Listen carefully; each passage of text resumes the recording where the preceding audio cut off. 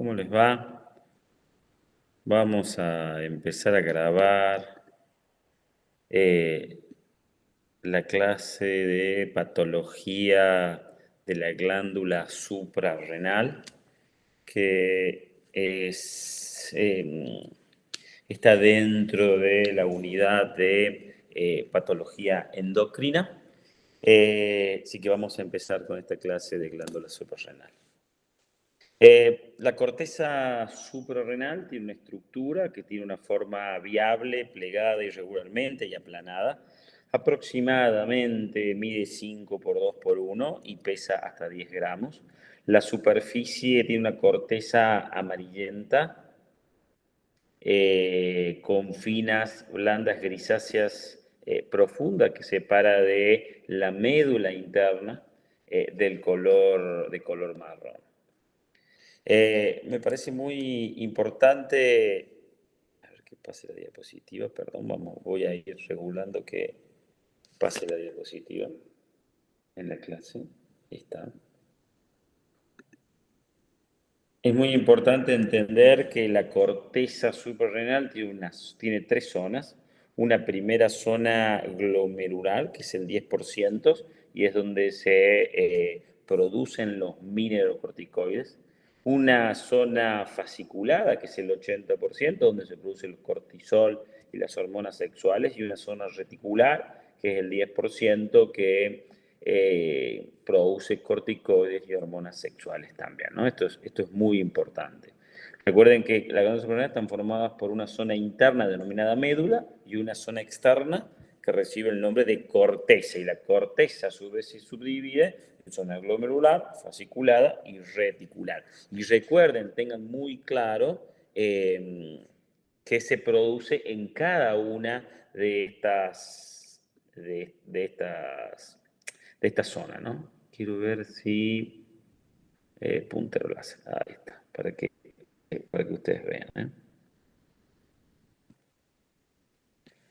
La regulación de la síntesis, por alguna razón, no me pasa. Regulación de la síntesis, la biosíntesis del glucocorticoide está regulado por un feedback negativo con la hipófisis, con el ritmo circadiano, guarda con el ritmo circadiano, y por la secreción de hormona de crecimiento, estrés dependiente, ¿no? El ritmo circadiano determina un pico matinal, una disminución hacia el mediodía y se tiene un nadir hacia la noche. Su inactividad se produce a nivel hepático por reducción de uno de los anillos y luego se excreta por vía urinaria, ¿no? Es interesante entender cuáles son los efectos del cortisol para después entender qué pasa si hay cortisol en exceso o si hay cortisol en deficiencia, ¿no es cierto? Entonces, los efectos del cortisol son importantes de evaluar. Por alguna razón no me pasa rápidamente la diapositiva. Demora un rato largo en pasar la diapositiva. Bueno, entonces, efecto del cortisol. Carbohidratos, aumento de glucemia. Produce aumento de glucemia por antagonismo y por supresión de la insulina y produce un estímulo a la gluconeogénesis. En las proteínas aumenta su catabolismo proteico. El exceso de cortisol es catabólico a nivel proteico y excreción de nitrógeno, inhibición de la síntesis proteica y movilización de los aminoácidos para la gluconeogénesis.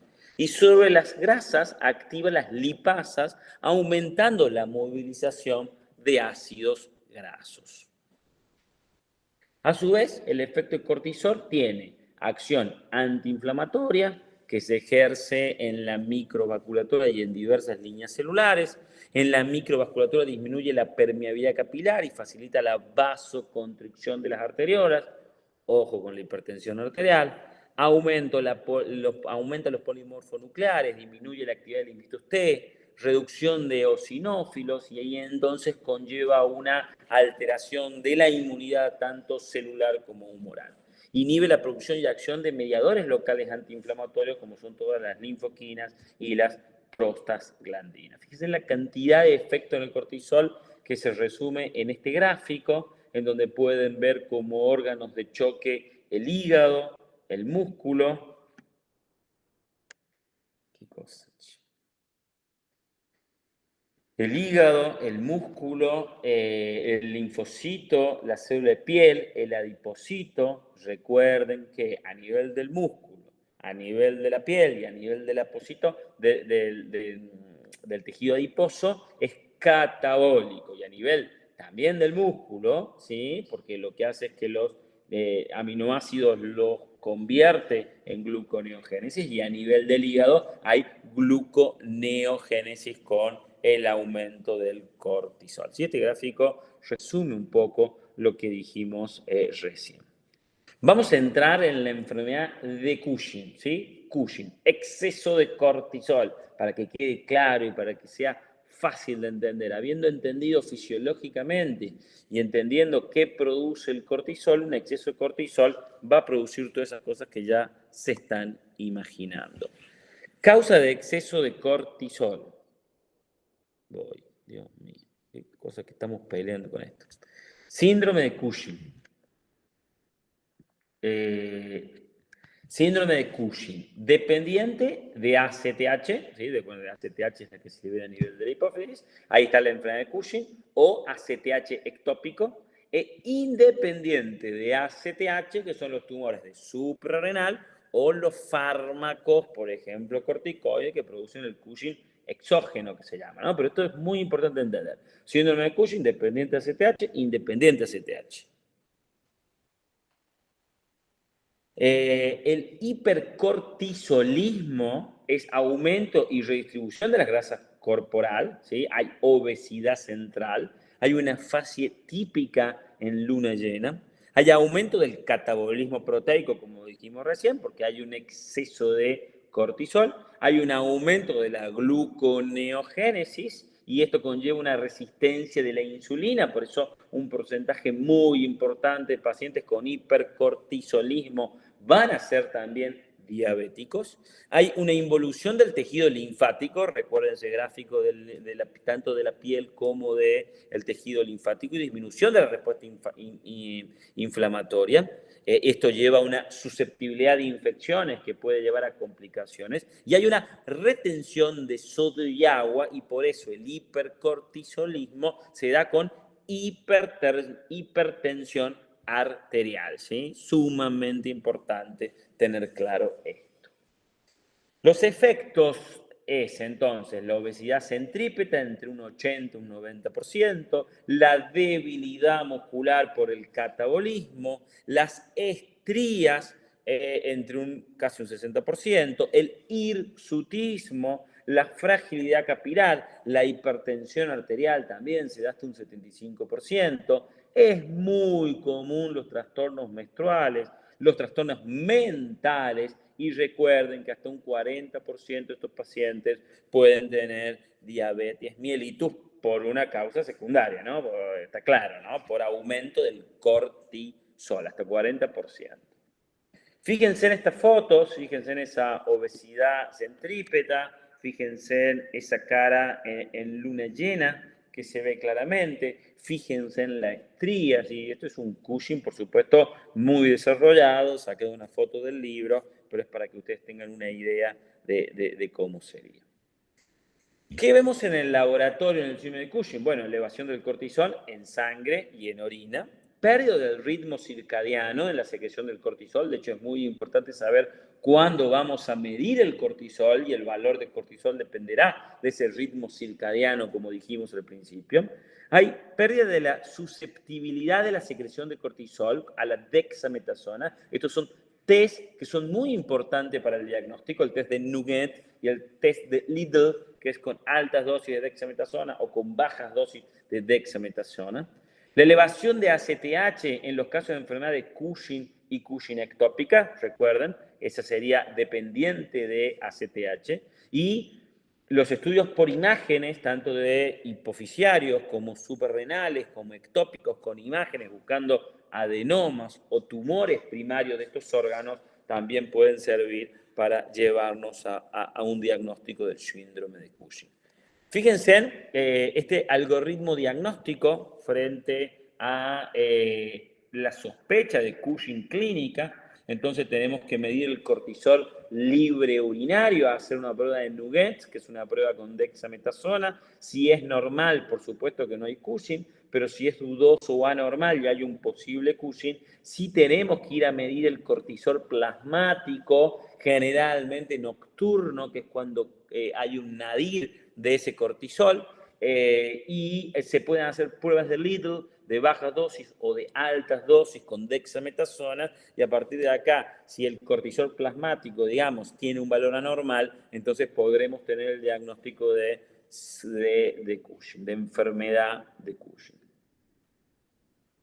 El tratamiento, sin querer ir muy al tratamiento, porque es cierto que es dependiente de la especialidad de endocrinología, bueno, dependerá un poco de la causa, ¿no? Si es hipofisiarias, generalmente se hace cirugía de la hipófisis, la vía de abordaje en la transefenoidal.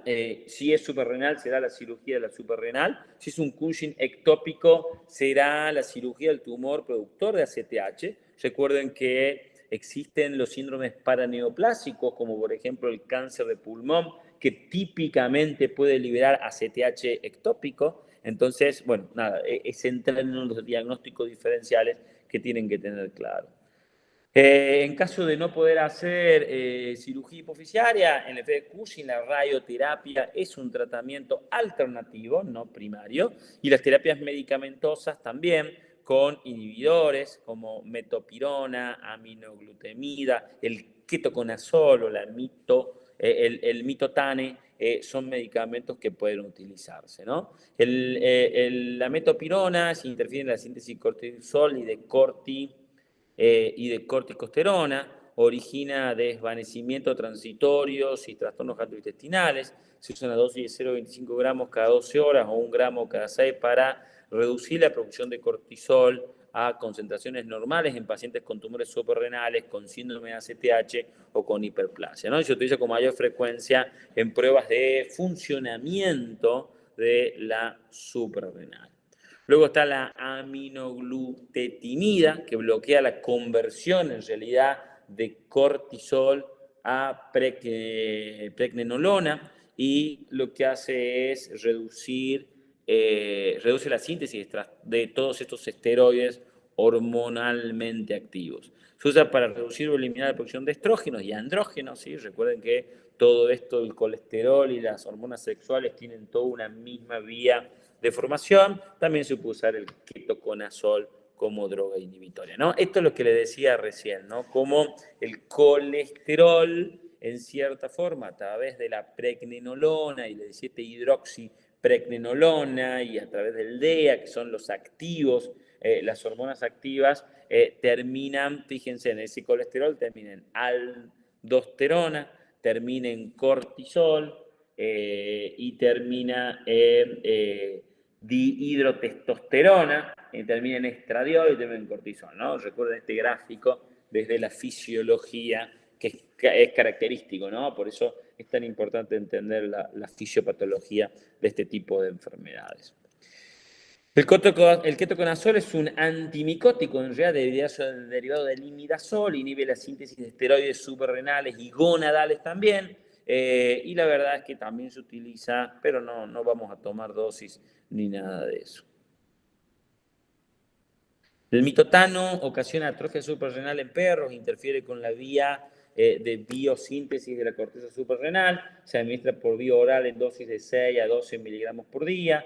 Un tercio de los pacientes, qué cosa que no pase, un tercio de los pacientes con carcinoma adrenal mostraron disminución de la masa tumoral y producción del esteroide fue disminuida en 2/3. Efectos del mitotano con diarrea, náuseas, vómitos, depresión, somnolencia, y en realidad fue retirado de la Unión Europea para su utilización.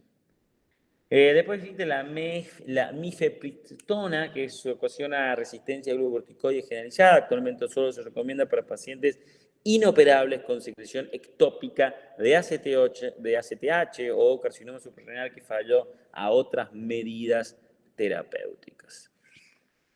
Dentro de la alteración de la corteza suprarrenal, el síndrome adrenocortical, que genera este virilismo suprarrenal, puede también ser causado por carcinoma suprarrenal secretor de andrógenos, y puede ser también causado no por un carcinoma, sino por una hiperplasia suprarrenal congénita por déficit hereditario que interfiere en la biosíntesis de cortisol. El cuadro clínico que genera esto generalmente se desarrolla en niños. Hay una virilización del niño con déficit completo, alteración electrolíticas, gran eliminación de orina que origina hipotensión debido a la insuficiencia de cortisol y aldosterona, ¿no? Acá está faltando también aldosterona y esto genera básicamente problemas serios, tanto de insuficiencia de cortisol como de aldosterona. Este síndrome subadrenocortical asociado también se puede asociar a un déficit enzimático así pueden ver, un déficit enzimático de hiposecreción y de tipo de hipersecreción inducida por bloqueo, y ahí puede ser un déficit completo de la 21-hidroxilasa, un déficit parcial, un déficit de la 11-hidroxilasa, ¿sí? Van a tener que recordar todo el cuadro de colesterol a cortisol para que quede más claro estas deficiencias, ¿no? Vuelvo a repetir el mismo cuadro para que más o menos recuerden cómo es. Otra cosa que es común, que no es poco común y que se suele ver es la hiperplasia cortical bilateral en ambas glándulas con aumento del tamaño y del peso. Hay un engrosamiento difuso que también, como pueden ver en esta foto, puede ser nodular. Macroscópicamente la zona fascicular y reticular son las más anchas habitualmente y las células se parecen a la normalidad, ¿no? No es un tumor maligno, sino hay simplemente una hiperplasia que puede llevar a hiperfunción también. El adenoma cortical, que ya no sería una hiperplasia cortical bilateral, sino simplemente sería un adenoma, es un tumor nodular bien circunscripto, de hecho también es benigno. Benigno porque no produce metástasis, ¿no? Pero recuerden que puede ser hiperfuncionante. Generalmente es menor de 5 centímetros, encapsulado, bien delimitado, con zonas de fibrosis y hemorragia, y a veces digamos, lleva una corteza adyacente atrófica, ¿no? Ese adenoma cortical hace que la corteza se atrofie y eso también puede traer otros problemas. Bueno, eso fue alteraciones de la suprarrenal por hiperfunción, digamos. Ahora vamos a ver por hipofunción, vamos a ver insuficiencia suprarrenal, ¿no? Y aquí es muy importante ver que la insuficiencia suprarrenal se debe a dos causas, a causas primarias o a causas secundarias. Las causas primarias es la enfermedad de Addison, que son por destrucción de la glándula, ya sea por autoinmunidad o tuberculosis, que producía mucha enfermedad de Addison, y resección de ambas glándulas suprarrenales por tumores renales o por lo que fuera. Y secundarias por fallas hipofisarias, destrucción de la adenohipófisis, tumores de Shenham, por ejemplo, o iatrogénicas por cirugía o por radioterapia, ¿sí? Estos son las hipofunciones, el déficit de cortisol, ¿no? El caso contrario que veíamos hace un ratito. El hipocortisolismo, el síndrome de Addison, recuerden la mnemotecnia negro, vago e hipotenso, ¿sí? Eso recuérdenlo siempre. Son síntomas de debilidad, fatiga, de ahí vago. Puede haber vómitos y adelgazamiento. Hay hipotensión arterial por disminución de la retención de agua y sodio y hay menor reactividad vascular. Y hay hiperpigmentación, por eso negro, vago, hipotenso, ¿sí? Recuerden siempre esa frase que les va a ayudar a entender qué es el síndrome de Addison. La hiperpigmentación en los casos de falla adrenal primaria debido al aumento de CTH y de la hormona melanocitoestimulante.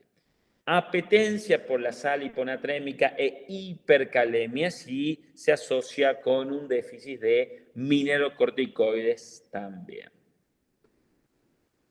La enfermedad de Addison es importante que entiendan que requiere de la destrucción del 90% de la glándula suprarrenal. 50% tiene antiadrenales circulantes, anticuerpos antiadrenales circulantes, otro porcentaje de anticuerpos contra glándulas endocrinas como tiroides, paratiroides, páncreas o gónadas. Los síntomas, como dijimos, la fatiga está prácticamente en el 99% de los casos, ¿no? Entonces recuerden este negro vago hipotenso. Hiperpigmentación cutánea, casi 100%, 98%. Pigmentación de mucosas, 82%. Bajo peso, anorexia, náuseas, vómitos e hipotensión son los síntomas más importantes del síndrome de Addison, ¿sí? Después hay signos y síntomas como el dolor abdominal, la acidez, la avidez por la sal, puede haber diarrea, puede haber constipación, puede haber síncope, puede haber vitiligo, cambios marcados de la personalidad, aumento del sentido gusto, olfato, audición, disminución del vello axilar y pubiano en la mujer. Fíjense en la hiperpigmentación, ¿sí? Esta es una mano de un síndrome de Addison frente a una mano normal, como está hiperpigmentada. La hiperpigmentación de la mucosa, típico, ¿eh? Entonces, fíjense en la importancia de un examen físico correcto y completo. El laboratorio del síndrome de Addison hay hiponatremia, hipocloremia, hipercalemia, hiperacidosis metabólicas, hipercalcemia que puede ser leve o moderada. Guarda con las alteraciones del laboratorio de Addison, que suele ser una pregunta de examen. Anemia normocítica, normocrómica, linfocitosis relativa, puede haber una eosinofilia moderada y la verdad que el electrocardiograma va a depender de las alteraciones electrolíticas que las tiene y en forma muy importante. Hay pruebas específicas de laboratorio, que es la prueba de ACTH, que es la medición basal de cortisol plasmática, y a los 30 o 60 minutos post inyección de ACTH, la respuesta debería ser normal, el cortisol más de 18 o una diferencia de más de 7, y si hay un déficit severo, ese cortisol a las 8 a.m. está por debajo de 2 microgramos por decilitro. Por supuesto que esto dependerá del laboratorio, pero recuerden que el pico máximo de cortisol se da a la mañana temprano y es ahí donde se debe medir. Si no, vamos a hacer una prueba de ACTH, que es poner ACTH y medir el cortisol, ¿no? Que obviamente debería subir. Yo pongo ACTH, entonces si pongo ACTH y la glándula suprarrenal no me funciona, por más que yo ponga ACTH, ese cortisol no va a picar para arriba.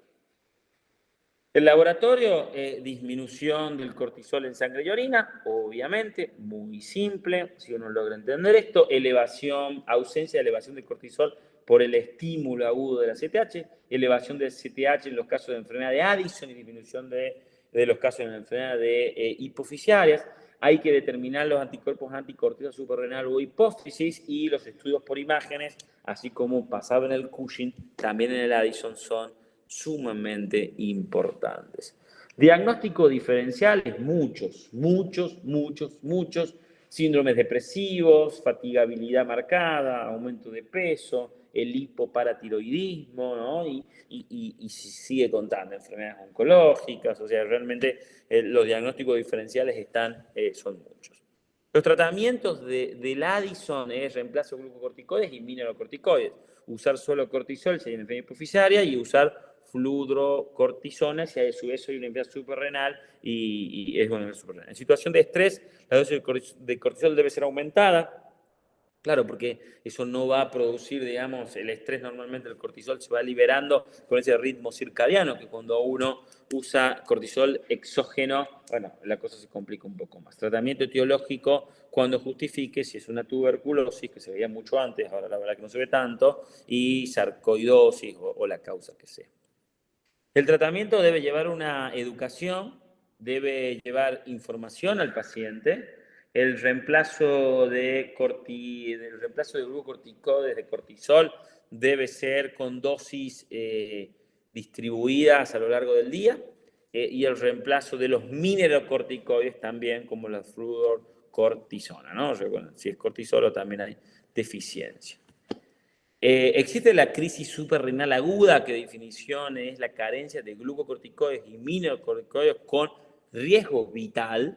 La causa puede ser una insuficiencia suprarrenal crónica preexistente que se ha agravado o descompensada, por ejemplo, por un estrés agudo, una sepsis, una cirugía, un trauma, la suspensión brusca de glucocorticoides exógenos, y ahí el cuadro clínico tiene intensificación de los síntomas con un pseudo abdomen agudo, con vómitos profusos, con compromiso de la conciencia, shock y muerte, ¿no? Esto también tienen que tenerlo claro que puede existir.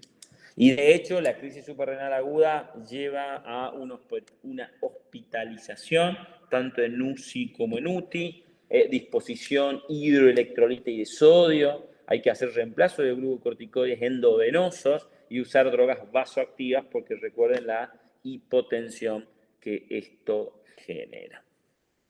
Quiero hablar un poquitito ahora de mineralocorticoides, quiero hablar de aldosterona, ¿no? Y la importancia también de la aldosterona sintetizada en la zona glomerular de la placa suprarrenal. La biosíntesis es estimulada directamente por la angiotensina 2, por la ACTH y por el potasio plasmático. Repasar el eje renina-angiotensina-aldosterona, por favor. El principal regulador es la angiotensina 2, la cual responde a los cambios de volumen plasmático a través de la activación de este eje renina-angiotensina-aldosterona. La hipersecreción de las hormonas corticales, o sea, el hiperaldosteronismo primario, es el llamado síndrome de Conn, ¿sí? Que hay una hipersecreción de la aldosterona, es poco frecuente, las causas generalmente, el 70% se ve un adenoma cortical, secretor de aldosterona, también puede haber una hiperplasia de la zona glomerular en un 30%, y los carcinomas raramente segregan, los carcinomas malignos raramente segregan aldosterona porque son tan indiferenciados que no logran hacer aldosterona. Pero en el síndrome de Conn es esa hipersecreción de aldosterona, tenerlo presente. Por supuesto que en la clínica hay hipertensión, hay mucha aldosterona, hay hipopotasemia, causante de la debilidad muscular y alcalosis, y también existe el hiperaldosteronismo secundario, que no es el síndrome de Conn, sino que es el secundario inducido por producción excesiva de renina-angiotensina, por una isquemia renal, por una diabetes insípida, por ejemplo.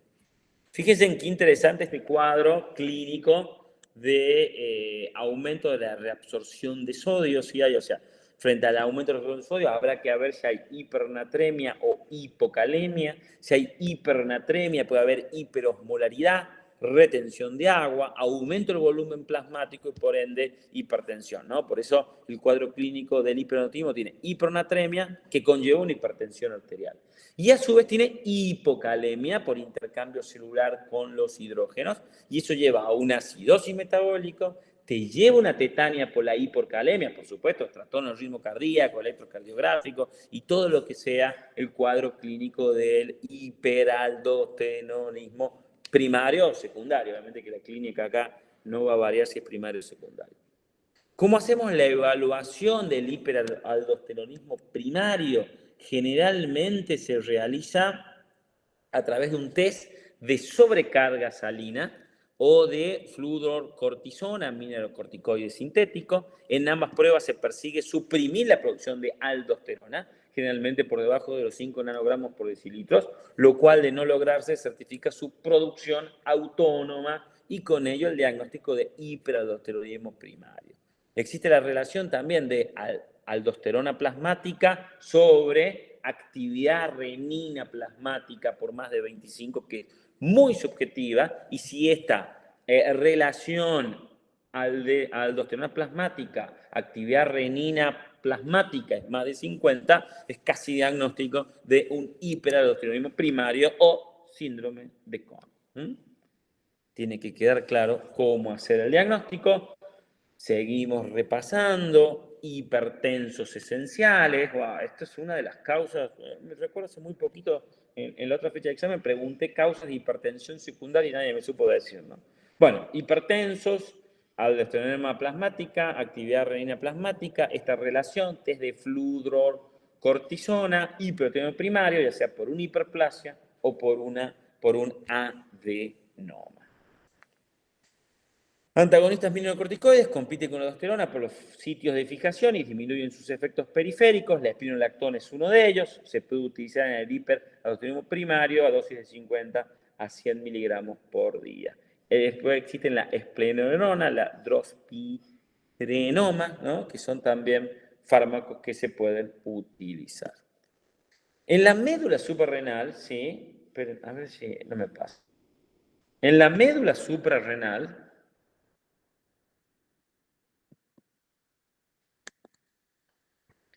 que deriva de la cresta neural, ¿sí? Ya no hablamos de corteza, sino que hablamos de médula. Fíjense que estamos hablando de toda la patología suprarrenal. Comprende el 10% del peso de la glándula solamente, están en contacto con determinaciones nerviosas y forma parte del sistema nervioso simpático, asumiendo el papel de la segunda neurona vegetativa, y aquí se genera la secreción de adrenalina y noradrenalina, está bajo el control de los nervios simpáticos, ¿no? Justamente de la médula suprarrenal también. Aquí en la médula suprarrenal puede haber enfermedades, tumores, el feocromocitoma, que es un tumor más del adulto, el ganglioneuroblastoma y el neuroblastoma, son los tres tumores de la médula suprarrenal que pueden llevar a aumento de adrenalina o noradrenalina. El feocromocitoma es un tumor productor de catecolaminas, poco frecuente, gracias a Dios. Algunos presentan historia clínica familiar, está dentro de los síndromes de MEN. Hay una herencia autosómica dominante asociada a neurofibromatosis. Forma parte del síndrome de NEM2A y 2B, frecuentemente en adultos, entre los 40 y los 60 años, más frecuente en hombres que en mujeres.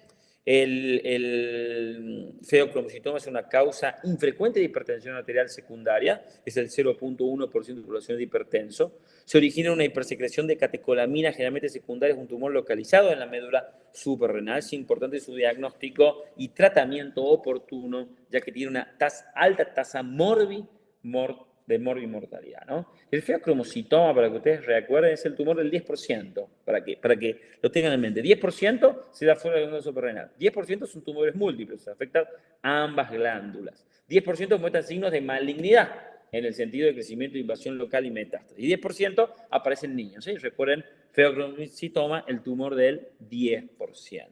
El cuadro clínico del feocromocitoma, hipertensión arterial mantenida y en crisis, ¿sí? Y hay crisis de hipertensión arterial. La crisis de hipertensión se puede manifestar con su triada clásica de cefalea, palpitación y sudoración. Hay hipotensión ortostática por disminución de la volemia y cambios en el carácter, baja de peso, intolerancia al calor, ¿sí? Hay excesiva catecolaminas en sangre.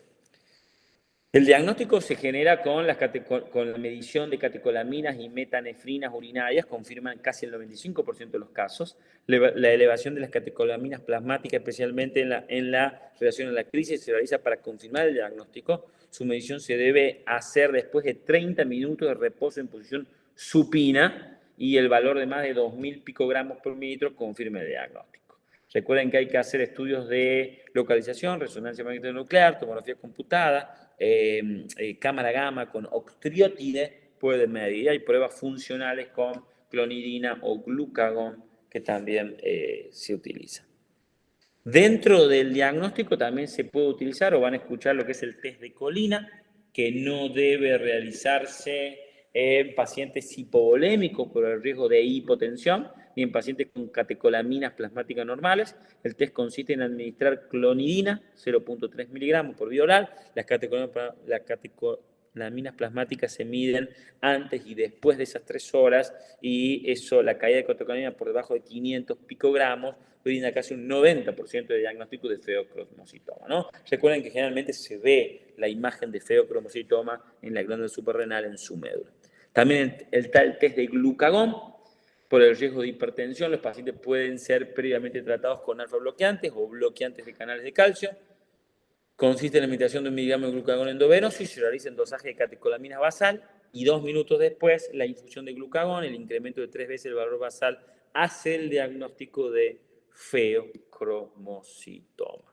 Tratamiento quirúrgico, luego una adecuada preparación médica, cuidado, con una curación de la hipertensión arterial, después de la ictericia el tumor que oscila entre después de la ictericia el tumor que oscila entre un 50 y 70%, tratamiento médico, debe comenzarse con alfa-beta bloqueantes, y la crisis hipertensiva se trata con fentolaminas endovenosas para controlar y guarda con el control de los electrolitos. Después está el neuroblastoma, que es otro tumor de la glándula suprarrenal, de la médula suprarrenal, tumor maligno original en la cresta neural. Se da más frecuentemente en niños, el 80% se da en menores de 5 años, lo que es más frecuente en la médula suprarrenal, pero también puede ser extrarrenal. No voy a hablar mucho de neuroblastoma porque es un tumor que se da en chicos y escaparía. Lo que sí me parece que empiecen a entender que hay neoplasias endócrinas múltiples, que es un síndrome caracterizado por la aparición sincrónica o asincrónica de varios tumores o hiperplasia de glándulas endocrinas. Se puede dar en forma esporádica o de carácter familiar y son multicéntricos, ¿no? Y existen los NEM1, que son el síndrome de Werner, los NEM2A, el síndrome de Ziegler, o el NEM2B, ¿no? Y acá vamos a terminar la clase para que podamos cortar. Espero que les haya gustado y vamos a subir esta clase al aula virtual.